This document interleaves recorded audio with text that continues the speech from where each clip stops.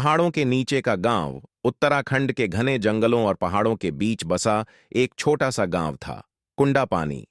दिन में ये गांव शांत और खूबसूरत लगता था, लेकिन सूरज ढलते ही यहां की हवा बदल जाती थी।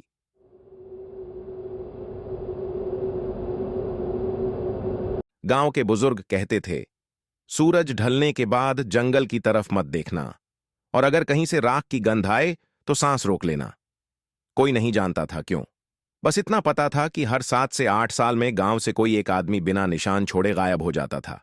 न खून, न चीख, बस राख। थोड़ी सी राख। आरव, एक डॉक्यूमेंट्री फिल्म मेकर, दिल्ली से कुंडापानी आया था। वो गांवों की पुरानी कहानियों पर रिसर्च कर रहा था। पहली ही रात उसने नोटिस किया, सूरज ढलते ही लोग अपने दरवाजे बंद कर लेते थे। कोई बाहर नहीं निकलता। उसने एक बूढ़े आदमी से पूछा, क्यों? बूढ़े ने उसकी आंखों में देखते हुए कहा, राखंडार जाग रहा है। आरव हंस पड़ा। उसे लगा ये सब लोक कथा है। उसी रात उसके कमरे में राख जैसी गंध फैलने लगी। अगले दिन गांव की सबसे बूढ़ी औरत, दादी भागीरथी, ने उसे कहानी सुनाई।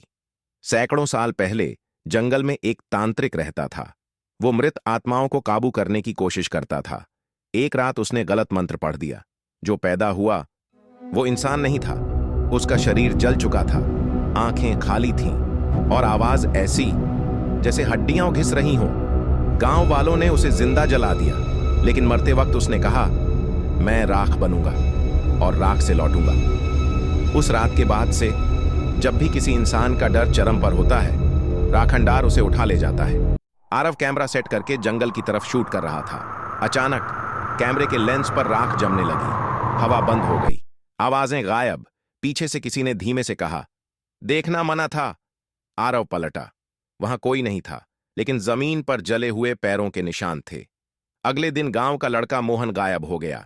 उसके कमरे में मिला एक छोटी सी राख की ढेरी और दीवार पर उंगलियों से लिखा, डर ने बुलाया। आरव अब डर चुका था।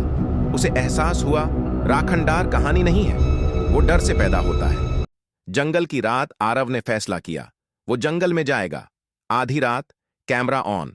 जंगल में एक जला हुआ मंदिर था। वहीं से राख की गंध आ रही थी। अचानक पेड़ों के बीच एक आकृति हिली। धीरे धीरे वो बाहर आई।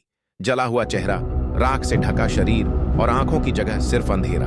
वो बोला, तू मुझे देख रहा है, इसका मतलब तू तैयार है। सच का डर, राखंडार ने बताया। वो किसी को मारता नहीं, वो सिर्फ उन लोगों को ले जाता है जो अपने डर से भागते हैं। तू भी भाग रहा है आरव, अपने अतीत से। आरव को याद आया, एक हादसा, एक आग जिसमें उसका भाई जल गया था। वो डर आज भी राख बनकर उसके अंदर था।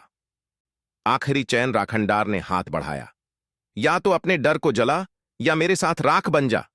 आरव रो पड़ा। उसने पहली बार सच में अपने डर को स्वीकार किया। जंगल में तेज हवा चली, राख उड़ने लगी। राखंडार चीखा, तू मुझे भूखा छोड़ रहा है, और वो राख में बिखर गया। सुबह के बाद सुबह गांव शांत था। जंगल में मंदिर ढह चुका था, कोई राख नहीं थी। आरव गांव छोड़ गया, लेकिन जाते वक्त दादी भागीरथी ने कहा, डर खत्म नहीं हुआ बेटा, बस सो गया है। आरव अपने कमरे में एडिट कर रहा है। अचानक कीबोर्ड पर थोड़ी सी राख गिरती है। पीछे से आवाज आती है, जब डर लौटे तो मैं भी लौटूंगा।